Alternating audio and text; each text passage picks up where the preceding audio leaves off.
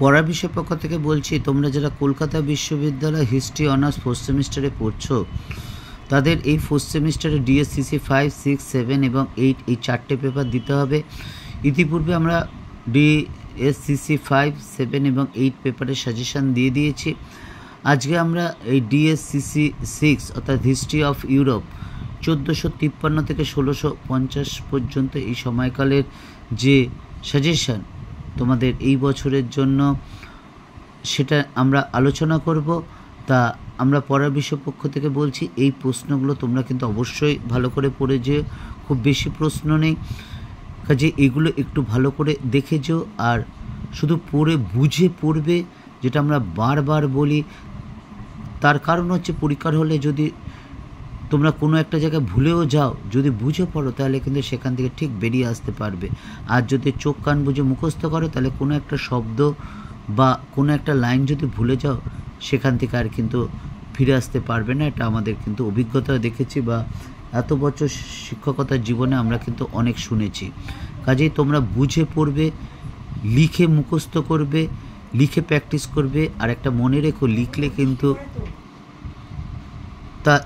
কিন্তু কখনোই সময় নষ্ট হয় না। আর একটা কথা, পরীক্ষার আগেও যেগুলো পড়বে, রিভাইজ দেবে, সেগুলো কিন্তু অবশ্যই লিখে প্র্যাকটিস করবে। এটা দীর্ঘ 23-24 বছর শিক্ষকতার অভিজ্ঞতা থেকে বলছি।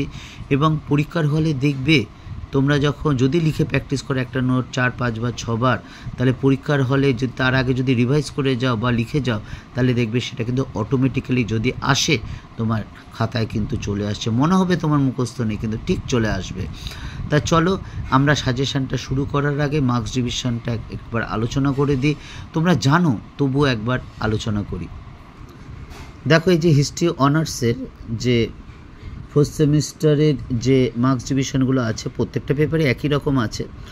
5 নম্বরে 6টা প্রশ্ন থাকবে, 3টে প্রশ্ন লিখতে হবে, এবং 20 নম্বরে 6টা কোশ্চেন থাকবে, 3টে কোশ্চেন লিখতে হবে। এই হচ্ছে তোমাদের 75 নম্বরের পরীক্ষা। কাজে চলো আমরা শুরু করি। দেখো, এই যে history honours 4th semester Calcutta university DSCC 6 history of ইউরোপের যে সাজেশান 2025 সালের পড়ার বিষয় পক্ষ থেকে তোমাদের দিচ্ছি। দেখো, আমরা প্রথমে 7টা কোশ্চেন ভাগ করে নিয়েছি। এই 7টা কোশ্চেন তোমরা খুব ভালো করে পড়বে। আশা করি এর মধ্যে এই কটা যদি পড়ে যাও, আশা করি তোমরা 3টে কোশ্চেন হয়তো পেয়ে যাবে। কাজে পেয়েই যাবে এটা বলতে পারবো না, এটা বলা সম্ভব না। কারণ কোনো কারণে যদি না আসে, তাহলে কিন্তু আমরা আমাদের যে দৃঢ়তার সাথে বলেছিলাম, সেই দৃঢ়তা বা কনফিডেন্স সেটাও চলে যাবে, এবং তোমরাও কিন্তু বিশ্বাস করবে না। কাজেই বলছি, এই 7টা কোশ্চেন ভালো করে দেখে যেও। প্রথম চান্সে আশা করি হয়তো পেয়ে যাবে।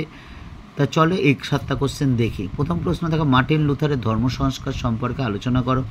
2 নম্বর, পর্তুগাল ও স্পেনের সামুদ্রিক অভিযান ও উপনিবেশিক সাম্রাজ্য গঠনের তাৎপর্য আলোচনা করো।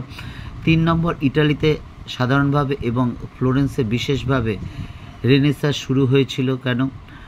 4 নম্বর, সামন্ততন্ত্রের পতনের কারণ বা যুগসন্ধিকান বিতর্ক আলোচনা করো। 5 নম্বর, ইটালির মানবতাবাদ সম্পর্কে আলোচনা করো। 6 নম্বর, ইলটনের সাথে তুমি কি একমত যে ইংল্যান্ডে ধর্ম সংস্কার আন্দোলন ছিল মূলত একটি রাষ্ট্রীয় পদক্ষেপ। 7 নম্বর, ধর্ম সংস্কার আন্দোলনে ক্যালভিনের ভূমিকা আলোচনা করো।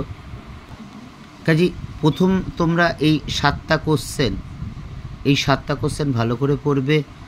তা এরপর চলো, যেগুলো একটু দেখে যাবে সেগুলো আমরা একটু আলোচনা করে দিই। কারণ যদি কোনো কারণে এই মধ্যে 3টে না আসে, তাহলে কিন্তু তোমরা লিখতে পারবে না। কাজে এইগুলো একটু দেখে যেও।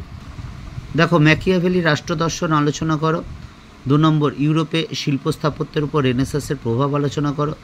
3 নম্বর, অ্যানাব্যাপটিস্ট আন্দোলন সম্পর্কে আলোচনা করো। 4 নম্বর, আভ্যন্তরীণ বাণিজ্য না দূরপাল্লার বাণিজ্য সামন্ততন্ত্র পতনের জন্য কোনটা বেশি দায়ী ছিল।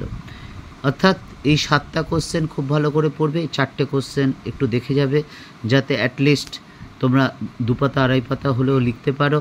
তো যাই হোক, কারণ যাতে কোনো মতে যদি একটি না আসে, সেক্ষেত্রে যাতে তোমরা ব্লাইন্ড না হয়ে আসো। কারণ 20 নাম্বার চলে যাওয়া মানে, না লেখা মানে কিন্তু অনেকটা পিছিয়ে পড়া। কাজেই তোমাদের বলছি, আমরা এই কথা বলতে পারবো না এই 6টা 7টা করে যাও, এর মধ্যেই তোমরা 3টে কমন পাবে, হয়তো পেতে পারো বা পাবে, কিন্তু যদি না পাও সেই বিষয়টা কিন্তু একটু চিন্তা করে দেখো। কাজেই এগুলো একটু ভালো করে দেখে যাও। তা চলো আর কথা না বাড়ি আমরা 5 নম্বরের যে কোশ্চেনগুলো আছে সেটা শুরু করি। দেখো আমরা 5 নম্বরের যে সাজেশনটা সেটা দেখছো। প্রথম প্রশ্ন থেকে জেন্টি শ্রেণীর উত্থান সম্পর্কে আলোচনা করো। 2 নম্বর লুথারের 95 থিসিস সম্পর্কে লেখো। 3 নম্বর টিকা লেখো ইরাসমাস। 4 নম্বর কৃষ্ণ মৃত্যু বা ব্ল্যাক ডেথের প্রভাব আলোচনা করো। 5 নম্বর মূল্য বিপ্লব।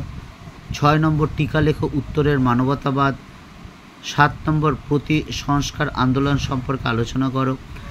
তা আমরা পড়ার বিষয়ের পক্ষ থেকে হিস্ট্রি এবং এডুকেশন অনার্স, এছাড়া history, pol science, philosophy, education major, minor বা দিয়ে থাকি সাজেশান। এছাড়া ফার্স্ট এবং সেকেন্ড সেমিস্টারে ইএনভিএস এবং সিভ্যাকের আমরা সাজেশান দিয়ে থাকি। এবং আমরা যে পড়ার বিষয়ের পক্ষ থেকে যে বিগত বছরের সাজেশান দিয়েছি সেই সাজেশান কী পরিমাণে কমন এসেছে সেটা দেখে যদি বিশ্বাস হয় তাহলে চ্যানেলটি অবশ্যই লাইক করে সাবস্ক্রাইব করে বেল আইকন টিপে রেখো। এবং আমার পড়ার বিষয়ের পক্ষ থেকে আমি শুধু একা নয়, আমার দীর্ঘ 23-24 বছর শিক্ষকতার অভিজ্ঞতা, এছাড়া আমার মতো আরও 13 জন শিক্ষক শিক্ষিকা আছেন যারা বিভিন্ন স্কুল কলেজের সাথে যুক্ত। আমার বেশ কিছু সিনিয়র দাদা দিদিও আছেন, আমার সমবয়সীও কিছু আছে, আমার কলিগস আছে বা আমার সহপাঠী যারা আমরা একসাথে ইউনিভার্সিটিতে পড়াশোনা করেছি, এবং আমার বেশ কিছু ভাই বোনও আছে। তাদের সম্মিলিত চেষ্টা আমরা এই পড়া বিষয় চ্যানেলটি চালাচ্ছি। কাজে যদি ভালো লাগে চ্যানেলটি অবশ্যই লাইক করে সাবস্ক্রাইব করে বেল আইকন টিপে রেখো। আরেকটা কথা, আমরা যা কিছু দেব সম্পূর্ণ আমাদের এই চ্যানেলের মাধ্যমে, অন্য কোনো মাধ্যমে নয়, বা পিডিএফ বা কোনো কিছুর মাধ্যমেই নয়। কাজে যদি মনে হয় তোমরা আমাদের এই পড়ার বিষয় চ্যানেলের মাধ্যমে উপকৃত হবে তাহলে চ্যানেলটি অবশ্যই লাইক করে সাবস্ক্রাইব করে বেল আইকন টিপে রেখো। আর তোমাদের যদি কোনো কিছু দরকার বা প্রয়োজন হয় সেটাও আমাদের জানিও।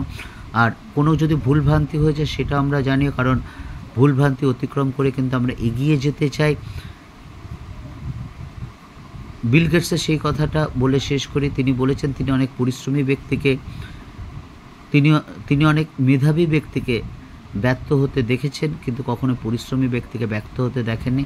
কাজে তুমি সততার সাথে পরিশ্রম করো, চেষ্টা করো, সঠিক পদ্ধতিতে পড়াশোনা করো, দেখবে তোমরা কিন্তু অবশ্যই এর থেকে ভালো ফল পাবে। কারণ শিক্ষা বিদ্যা এগুলো কিন্তু কখনো বিশ্বাসঘাতকতা করে না, অন্যরকম করে না, ফাঁকিবাজি দিয়ে মহৎ কার্য হয় না।